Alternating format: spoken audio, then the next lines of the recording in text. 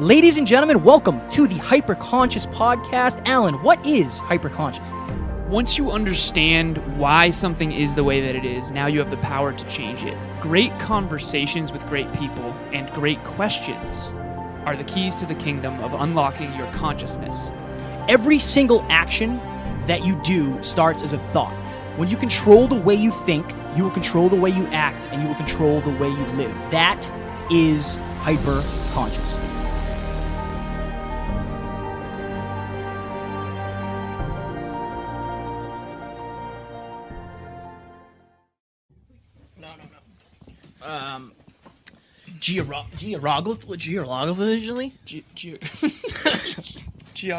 Geographically? Geographically. This is cool. So I would say make sure that pretty face is shown. Yes, true. They're going to want to see that thing. They're going to want to see that thing, Alan. That face. You good? Ready?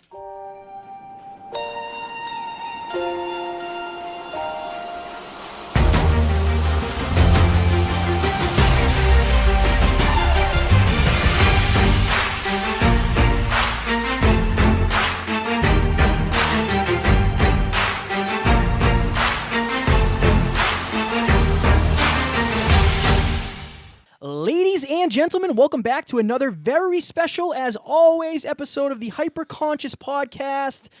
It is another Scratching the Surface day. Alan and I are going to do a 20-minute episode on happiness versus fulfillment. Oh, yeah. So you'll ask somebody, hey, what do you want out of life? And a lot of people will say, I just want to be happy. I just want to, somewhere in the future, I just want to settle down and I want to be happy. And I don't think I've ever asked somebody that and got, I want to be fulfilled as an answer. The very first way I want to open this episode up is a quote by Wayne Dyer. He said this. He said, "There is no way to happiness. Happiness is the way." Which I always thought was fascinating. There's that John Lennon quote that's super famous. The teacher came up to him and asked, "What do you want to be when you grow up?" And John Lennon said, "I want to be happy." And the teacher said, "You didn't understand the assignment." And he said, "No, you don't understand life." Now, here's the thing, though. I think that, and you and I have talked about this in the past, that's a very, I don't know if we defined happiness very well. I think there's more to it than just happiness. And I have a specific framework that I kind of created to be fulfilled and happy and joyous. Do you want me to go through that? Hammer it. Okay, so I believe that what John Lennon was saying is more than just being happy, because I think happy is something like if-then. So if I go talk to this girl and she responds well, then I'll be happy. It's result-driven. It's result-driven. And I think that it's joy and fulfillment are a different thing. So I break it down into three components: joy, happiness, and fulfillment. Joy is when you're in the process of doing something that you enjoy. Okay? Happiness is if-then. In other words, you go for a specific goal consciously or subconsciously, or hyper-consciously. And then if you get that goal, that desired result, that expectation, then you'll be happy. You'll get a dopamine hit. Fulfillment is a different thing, though. Fulfillment only comes, in my opinion, when you're making consistent progress toward something that you value greatly that forces you to do two things. Number one, grow as a person. And number two, contribute beyond yourself. So I love that. I love that framework. You know that. We've talked about that many times. In research for this, in study mode for this, I watched a TED Talk today. So it was by Emily Esfahani Smith. It was a brilliant TED Talk. So her thing was the 4 pillars of meaning. And I'm not going to go into the whole thing, but something that she talked about was transcendence. Interesting. And I have felt this several times. Transcendence is, it's when your sense of self fades and you kind of like, everything kind of just like makes sense. You feel like connected to something. We've had several of those. Oh, yeah. Danielle Murr, after the podcast with her, Alan and I have been listening to her on the radio for over 10 years. We got invited to her house to podcast. Like, what is life? Shout out to Danielle. Shout out to Danielle. After the Eric and Bella rep in New Jersey. Yep. Probably the greatest moment of transcendence for me was flying home from Arizona.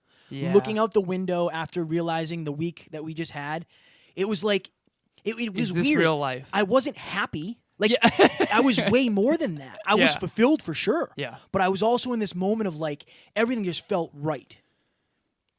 Transcendence is the way she described that? Yes. Did she define it in the TED Talk? So I'm super interested. She defined it as when your sense of self fades and you feel connected to something. I love it. And so that's interesting. So after the Danielle rep, we had a moment on the beach where you basically broke down in tears and told me that you didn't know this was possible. Yeah, man. And that you feel unbelievable. So I always called them overwhelming moments of gratitude. And they come to you at these weird times, like after Brendan invited us to his event. I cried into my pillow because all of the dark nights and hard times and challenges and people saying I was a fucking idiot and what are you doing, right? All that shit just came out of me like it was all worth it. It's like it was all worth it. The dots connect. Like that's kind of when you can look back one step and realize, oh no, that all the dots connected to get me here. Yeah. Like that's what that is. And I know what you're thinking. This is about happiness and fulfillment. Why am I talking about weird shit like transcendence? But I don't think that's happiness. Happiness, I remember happiness, man. Friday when I used to get my paycheck. When I used to get my $2,000 or $3,000 paycheck. I was happy. Yeah. I was happy for that moment. But it's a weird thing, man, because I was talking to my grandmother about this earlier. By all standards, memes. Shout out to memes. Feel better. She's sick. By all societal norms, and on the scale of society, I'm not successful. I'm single AF at 29 years old. Yep. I have a very limited income. Yep. I don't have my own house. Like, I'm not married and I'm not trending towards it. Like, there's things that some people would look at and be like, how could you be happy? Yeah. Because I'm fulfilled. I don't go after happiness. I go after fulfillment. So why are you fulfilled, do you think? Because I get to do what I truly believe my purpose is. My purpose is to help change lives. Every time we sit down in front of these microphones, there's a chance that we get to change lives. Every time? Every single time. And when somebody slides in my DMs and says, hey, your podcast changed my life, like... Unbelievable. So I get everything in that moment. I get joy. I get fulfillment. I do get, like... It's like, this is a thing. Somebody told me I'm their background of their phone. Like, what? Yeah. I never expected that. I remember you telling me that. I never expected that. That was nothing I ever wished for. Yeah. But I'm just so fulfilled that it's like, I don't need to search for happiness in the moment necessarily, where a lot of people do. A lot of people need a small dose of happiness because their reality isn't that happy. Then they need a small dose of happiness because they got to go back into that reality. My reality is what I've created. So I have a quote up that I posted on Twitter that I think articulates what he's talking about a lot right here. Stop chasing happiness. You'll end up chasing pleasure at the expense of fulfillment. Instead, chase progress toward your wildest dreams of growth and contribution, and happiness will come. That's kind of what you just described. Yeah. And I remember after one of the podcast episodes, usually after we record these Scratching the Surface episodes, Kevin and I have these crazy breakthroughs, and we're on our notebooks. And it's a 20-minute episode, but between setup, breakdown, and post-amble, it's 3 or 4 hours. Literally. Yeah. You already told Matt, like, I'm not going to be home till midnight. No. But I remember I broke down the joy, happiness, and fulfillment framework because if you remember, we call it prolific quality output. Brendan Burchard in his book, High Performance Habits, calls it PQO, prolific quality output. For a really long time, I was doing a majority of the post-production work on the podcast. The joy times. Little did we know what's up? That was great for me. Yeah. Right. Well, so the thing is it wasn't. I know. And here, let's explain this because I thought that I was like pulling my weight and that it was weird because I wanted to do all the work, but I didn't realize why I wanted to do all the work. And here's why. So afterwards, Kevin kind of felt like unfulfilled because he wasn't contributing at the level he felt he should be contributing to the podcast. And so let's talk a little bit about the joy, happiness, and fulfillment that you get when you're doing podcast stuff, because that's the part that you didn't have before when you used to be chasing pleasure. Yeah, so in a weird way, it's like we would record the episodes together, and then Alan would do like a lot of the work. I've done the audio since the beginning, but Alan did most of the video work, all of the video work. He would set up the teasers, then he would send me the teasers, and I would do the subtitles. Yep. Before we did subtitles, Alan did it all. So in theory, I should have been happier because I had less work, but I was still getting the same result. Yes. But I would tell Alan, like, I did everything I think I can for the day, and I still have like 4 hours, man. I feel like I'm not doing anything. I feel like I'm not making concrete, measurable steps towards the future that I envision. Yeah. And then we got it down to like, I just wasn't equipped. Yep. I wasn't equipped to do the things that I felt like I should be doing. Yep. You were equipped to do all of the work because you just want to work. And so if you think about it, I got all of the joy of Yeah. being in the process of editing video because I liked it. I got to make consistent progress towards our vision, and I was happy when it came out well. So I had joy, happiness, and fulfillment. You didn't have that. And so for people out there who don't have their thing yet, fulfillment is a tough one because I have a formula that I wrote on my Twitter. It says formula for happiness. Very simple. Do what you love with who you love for a greater purpose. Formula for unhappiness. Do what you dislike with who you dislike for no greater purpose. And if you think about it, a lot of people out there who don't have... I may very well be the world's biggest advocate for having huge dreams because they're going to force you to grow and then contribute beyond yourself. If you don't have clear dreams, you're not going to feel fulfilled because you're not going to make consistent progress towards them. How can you make progress towards a dream you don't have? And by the way, even if you were making progress, you wouldn't know it because you don't have the GPS. It's not plugged in. The GPS isn't plugged in or the destination the GPS. isn't plugged in the GPS. Yeah. So I know that I talked about that pyramid. I kind of wanted to go into that a little bit. Basically, I have this framework that I do with my clients now, where there's a picture of pyramid, there's a true north at the top, and then the bottom is your core values, your needs, what motivates you, your identity, and then the true north is your specific dreams. All the logistics, the day-to-day, the habits that you have are going to be predicated on those two, the foundation and the true north. So if you think about it, the true north is the destination, the GPS. You plug in the destination into the GPS. The journey is the habits, logistics, and the daily stuff. And then the foundation is going to be where you are now. But if you don't have those things, if you don't have clarity on those things, You can't form the equation. then you can't do the equation. So I watched another TED Talk today. Yep. Basically, it was the longest study of human happiness ever. It's over 75 years long. It started in 1938, and they're still doing it today. No kidding. Yeah. So it's a Harvard study. So they took two groups of men. I'm not going to go through the whole thing because it's another man's TED Talk. I'm not going to take it. But I want to give you guys the outline that basically the people that were happiest had good, fulfilling relationships in their life. The people who were happiest at 50 that had fulfilling relationships with people that mattered, quality relationships, were healthier at 80. Yes. So that is a thing for sure, what Alan just said. Doing things that matter to you with people that matter to you. That is super important. Now, if you came to me and said, I just want to be happy, that's what my goal is, to be happy, I would say, Alan, when's the last time you were happy? Earlier today. Yeah, I would say that's...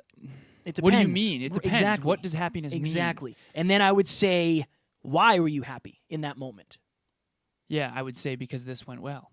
So if you came to me and said, I want $100 million because I think that would make me happy. Okay, cool. What are you unhappy with that's not financially involved? Are you self-conscious about something? Because money won't fix that. Just so you know. Are you that's the thing. Why do you think this would make you happy? Interesting. And then you have to break it down to like, we know me being short is something I'm self-conscious about. Is $100 million going to change that? No. Nope. Unless I can stand on stacks of money and be 8 feet tall, it's not going to change anything. So when's the last time you were fulfilled and why? Like these are different questions. Yeah. And they get different answers. The last time I was happy, I don't know, when I slept in probably.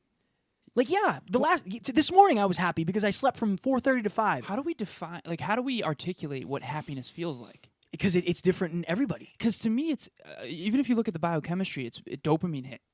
So when you do, like, let's say you want to go eat an Oreo, technically you get a dopamine hit when you do that because your brain is saying, good, energy, we love sugar, right? And you get a dopamine hit. So technically that's a burst of happiness. The problem is that's not sustainable. Well, I don't think you need growth to be happy. I think that's the thing. Like, that's why Netflix is in business. I like Netflix, don't get me wrong. But if you want to be happy, if you have a long day of work that you don't like and you want to be happy, what do? You go home and turn your brain off. Yeah. You go home and turn your brain off. And that does not breed any results. If you want to be fulfilled, you have to grow towards your thing. Yeah. And that's kind of the only option. That's why we say this whole hyperconscious thing is kind of a scary thing. Once you sign on the line, you know you're great. And you know you can do anything. Yep. But you just gotta do it. And it's very hard to make excuses. I don't want to go back to my old life, my old lifestyle. I don't want to do that. Don't get me wrong. I like Netflix. Sure. I like Netflix. But after I get all my shit done, and I don't expect Netflix to make me a better person. I know. Going off. I think that the only way to be fulfilled is growth and contribution. I agree. It's who you become that makes you the happiest or the most unhappy. But we also know that a lot of people become who they are by default. They just become who they are because they just continue to do the habits over and over and over. Yeah. This is a realization I've been having. We talked about this the other day. We're almost 30 years old. I'm almost 30 years old. Yeah. What you're doing in your life now, if you don't start to change it, is going to be your life. Interesting. And that scares the shit out of me, man. Yeah. That scares the shit out of me. It scares me if there's anyone out there that doesn't have their thing. I want you guys to find your thing, but I also don't want you to feel pressured. Yeah. I don't want you to feel like this is the only way. I just know that I never would have had that moment of transcendence, that moment of fulfillment flying home from Arizona if I didn't have the podcast. Because I never would have been in Arizona. I just didn't simply have a need for it. Yeah. And the only reason that trip was so fulfilling is because of who you became, who you helped at the event, and what it brought in terms of pleasure throughout it, and then most importantly, like what it meant in terms of progress towards your dream. Yeah. You know? So it's more than just a vacation for us. It's like an investment. Yeah. I think fulfillment is always an investment. I think pleasure is always like a consumer. Like buying new Jordans might be pleasurable, but it's not going to be fulfilling. Whereas if you bought a new book that changed your life, it's going to fulfill you. You know? Yeah. If that book brought you towards your dreams. It does That's make the sense. key. Yep. It makes sense because the things that make you happy are usually easy. Yeah. It's strange. Pleasurable. Pleasurable. Happiness and pleasure are almost synonymous, Yeah. which is kind of weird. Yeah. I have a quote that I posted on Twitter a while ago because I've been thinking about this and contemplating this for years, by the way. So that's why this is such an exciting episode. I said, beware of shiny object syndrome. So many persons, places, and things will catch your eye, but very few will ever catch your heart. Find the true few for you and focus primarily on those. So a new pair of Jordans might catch your eye, but they're not going to, your heart doesn't really care, right? Like that next new car or that next, remember when Mariana said, the new Mercedes is great, but you know what's really great? Is earning it. Yeah. Like the process of going out and chasing my dreams and creating the income that can now allow me to earn that vehicle. I think that one of the downsides of fulfillment is entitlement. In other words, if you think you just deserve stuff, you didn't earn it. And your subconscious, your heart, your soul knows that you didn't earn it. And there's something unfulfilling about that when you just get stuff. Picture if you grew up as with the wealthiest people in the world and you just got stuff all the time. Like free stuff, and you never had to work for anything. Like, how unfulfilling would that be? You'd never learn. You'd never grow. Not a long time ago. Obviously, it wasn't a long time ago. It was a couple years ago. If you said to me, "Hey, if you won the lottery, what would you do?" I would have said nothing. That's fucking crazy. But it wasn't at the time because know. I thought the money would make me happy until I made $100,000 and I realized I have all the money I could ever ask for. Yeah, and I'm not happy at all. money doesn't buy happiness, but everyone wants to find out for themselves. It's true. We both had to find that out. Yeah. And that's why I'm so passionate about this, because I am making nothing compared to that. Yeah, right. And I'm so much more fulfilled. Same, man. Same. On the day-to-day, am I happy? Some days suck. Yeah. When I'm editing a video that takes me 8 hours, that sucks. Oh, yeah, totally. It's not fun. Yeah. I'm not happy while I'm doing it. But when I drop the video and say, Alan, the lady's video's up, and we get people in our DM saying it changed them, what do I feel? I feel fulfilled. Totally. And I think fulfillment is a good foundation you can build things on. When you get fulfilled, you're more likely to do that again. When you get happy, you're more likely to do it again, but you're going to get different results. I think... So the gym is one of our things, okay? Joy, happiness, and fulfillment. When I'm in the gym, I'm enjoying every moment of it. Most of the time. I'm not going to lie. There's some times when it's like fuck this, right? But like a large majority of the time, I am very much enjoying the gym. Every set, every rep, I enjoy the hell out of that. I'm in process. I'm in flow. I'm in the zone. Okay, that's joy. Happiness is if I shoot for 10 and get 11, I'm going to be happy. If I shoot for 10 and get 8, I'm going to be like, fuck, right? Fulfillment is knowing that this gym session is going to make me a stronger, better, more humble human being that is going to be able to contribute beyond myself. And so if you think about the gym, it's far more than just me chasing happiness in those moments. And so that's just one example. And the other thing I want to say, whatever those things are for you, like for you and I, we have the gym as one thing that brings us joy, happiness, and fulfillment. A lot of people, I don't think, have those things where they feel joyous, happy most of the time, and fulfilled from them. I think that anytime something is directly results driven, it's a dangerous game. I always say this. If somebody comes up to me and says, hey, there's a girl I want to approach, but I'm afraid she'll reject me. Okay, what you're struggling with is the fear of approaching her. You need to approach her with the understanding that the result doesn't even matter. Yeah. It doesn't matter. That's not part of the equation. Yep. The equation is facing your fear. And here's a good example. You could enjoy the conversation with her, regardless of how it goes, and you could be fulfilled knowing that you fear chased. Yeah. And you're going to grow from that. Here's the thing. It's an investment. You and I talked about this summer. You and I, for all intensive purposes, have physiques that a lot of people would want on the beach. We weren't at the beach. Right. You went once. I didn't even go. Right. The only reason we look the way we do is because we're in the gym instead of at the beach. Now, here's the thing. If you're trying to get in shape for the girls or the guys on the beach, you're kind of lose right there, and here's why. You haven't connected fitness to a higher purpose. For me, the gym is so much more fulfilling. Imagine if there's Alan A and Alan B. Alan A wants to be the greatest natural aesthetic men's physique fitness model on the planet and wants to change the world and get people healthy and fit and coach people and all that. Alan B wants to look good on the beach. Who's going to be more fulfilled in the gym? Who's more likely to go to the gym? Worst alarm ever. I thought that was supposed to be It was supposed to be something supposed good. to be a song. Disappointed. That is disappointing. But that's the happiness that we didn't get from, right. Still from that fulfilled. expectation. But that's the thing, right? So one of them has Alan A has a connected purpose that contributes beyond himself for going to the gym. Both of them go to the gym. One of them just gets far more out of it and is far more likely to follow through because they have a bigger reason and it's connected to contribution. It's a strange thing.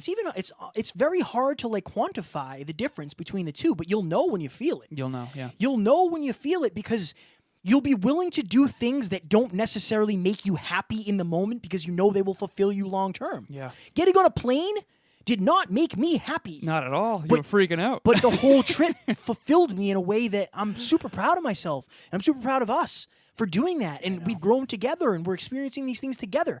None of that would have happened if I only did what made me happy. Oh, interesting. You know what I mean? mean? You had to give up pleasure in the moment to do something which you only did because I knew it would lead to fulfillment. I think fulfillment. I talked to you about the 6 human needs. These are Tony Robbins. If you haven't watched Tony Robbins' TED Talk, please go watch that. Everyone out there, it's unbelievable, and he has the 6 human needs, and we can't go too deep into them right now. But the first 4, real quick, are certainty/security. The second one is uncertainty/variety. The third one is significance. The fourth one is connection and love. Everyone finds a way to meet the first 4. And I think that that's where joy and happiness lives. The last 2 are growth and contribution. And here's the thing. When you have a big dream that supports something beyond yourself, and this is why the very first thing that I'm doing with my clients now is having them create a purpose statement. Because I want them to start living from a place that's beyond themselves, from a place of contribution. I do believe the secret to living is giving. I think that life will support that which supports life. I think that that's why we are so fulfilled, because we're helping so many people become more fulfilled and more happy. It's what we're trying to do in this moment. So think about it like this. If you do have a very specific thing that helps those around you, even if it's in your community, now you're going to need to grow in order to add more value. And when you add more value, you're going to contribute more, which is going to make you want to grow more. And that's going to make you want to able to contribute even more, and then you're going to want to grow even more. And it's this upward cycle. The problem is if you don't have any dreams that contribute beyond yourself, you're not going to get the growth and contribution because you don't have any reason to. So you're going to be happy with the first 4 needs met, but you're never going to grow and contribute. And to me, that's where fulfillment lives. My goodness. A strong wrap-up. Not a bad one. We're over time, as usual. Go ahead. Dramatic reading. Is it cool? Yeah. All right. So we have a dramatic reading. This is a commencement address by Matthew McConaughey. I also saw him in a picture with Eric LeGrand recently. That's awesome. Eric has met many of my heroes. I hope to meet Matthew at some point. But so he did a commencement address at the University of Houston. I think this was in 2015. And have you seen that video? I have. Okay. This is one part of the speech in particular that really hit home for me, and I think it's very relevant to all the listeners in this specific episode. Okay. Happiness is different than joy.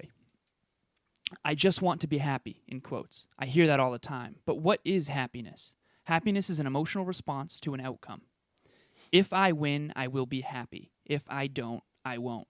And if then, cause and effect, quid pro quo, standard that we cannot sustain because we immediately raise it every time we attain it. You see, happiness demands a certain outcome. It is result reliant. If happiness is what you're after, then you are going to be let down frequently and be unhappy much of your time. Joy, though, is something else. It's not a choice. It's not a response to something. It's not a result. It is a constant. Joy is the feeling we have from doing what we are fashioned to do, no matter the outcome. Personally, as an actor, I started enjoying my work and literally being more happy when I stopped trying to make the daily labor a means to a certain end. I need this film to be a box office success. I need my performance to be acknowledged. I need the respect of my peers. All reasonable aspirations, but the truth is, as soon as the work, the making of the movie, the doing of the deed became the reward in and of itself for me, I got more box office, more accolades, and more respect than I had ever had before. See, joy is always in process, under construction. It's in constant approach, alive and well in the doing of what we are fashioned to do and enjoying it. There's one other part to this that I think is super relevant because I think the only way for people to really be happy, joyous, and fulfilled is to define success for yourself. And that's what this section is called, define success for yourself. I went to, and this is Matthew McConaughey again. I went to a voodoo shop south of New Orleans a few years back. They had vials of magic potions stacked in columns with headings above each defining what they would give you: fertility, health, family, legal help, energy, forgiveness, money. Guess which column was empty? Money. Let's admit it. Money is king today. Makes the world go round. Money is success. The more we have, the more successful we are, right? I'd argue that our cultural values have even been financialized. Humility is not in vogue anymore. It's too passive. It's a get-rich-quick on the internet, 15 minutes of fame world we live in, and we see it every day. But we all want to succeed, right? So the question we have to ask ourselves is, what success is to us? What success is to you? More money? Okay, I've got nothing against money. But maybe it's a healthy family. Maybe it's a healthy marriage, to help others, to be famous, to be spiritually sound, to leave the world a little better place than you found it.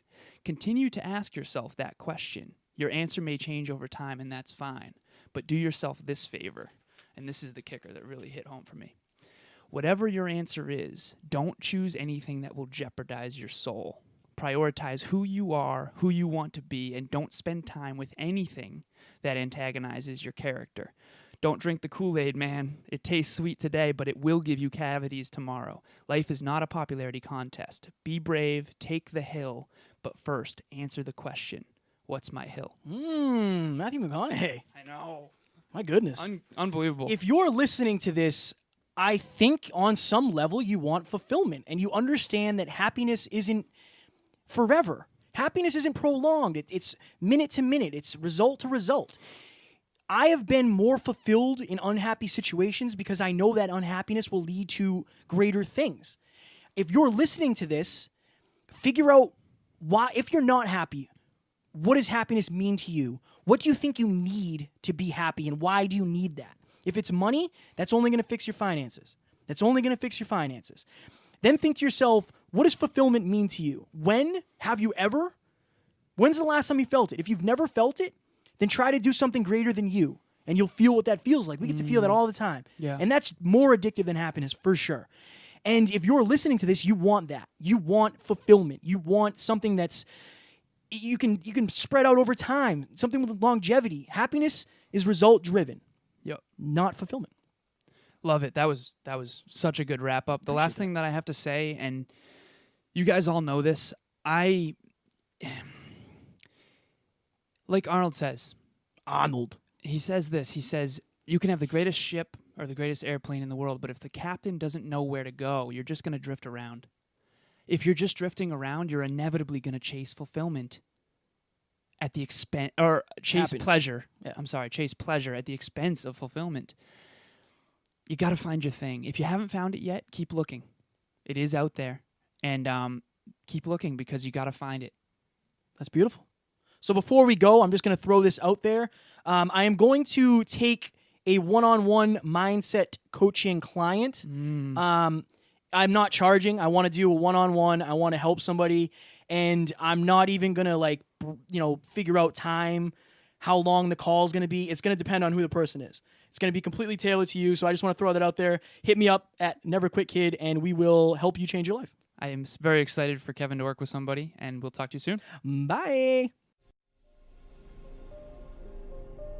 Ladies and gentlemen, thank you so very much for listening to another episode of the Hyper Conscious Podcast. Going hyper-conscious will absolutely change your life because if you understand why something is the way it is, now you have the power to change it. If you going hyper-conscious with us has changed your life in any way, please share this episode with one of your friends because the more people that go hyper-conscious, the better this world's going to be for everybody. And if you would kindly leave us a 5-star review on iTunes, that would help us make more people hyper-conscious, and we would be greatly appreciative. Thank you. Bye.